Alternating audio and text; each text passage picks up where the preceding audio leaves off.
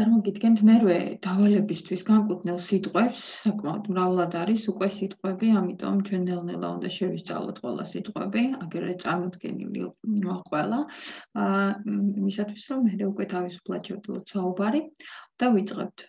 A bike, ველოსიპედი, bicycle არის კიდევ ველოსიპედი, a tail, კუდი, people, ხალხი, a nose, ცხვირი, a toy, სათამაშო, a jacket, ჟაკეტი, პიჯაკი, a bed, საწოლი, an umbrella, ქოლგა, a dress, კაბა, a hat, ქუდი, game, თამაში, mother, დედა, father, mama, sister, და, brother, ძმა, red, წითელი, green, წვანე, blue, ლურჯი, white, თეთრი, brown, ყავისფერი, tall, მაღალი, ball, ბურთი, watch, მაჯის საათი, son, ვაჟიშვილი, daughter, ქალიშვილი, name, სახელი, 16, 16, 17, 17, 18, 18, 19, 19, 20, 20.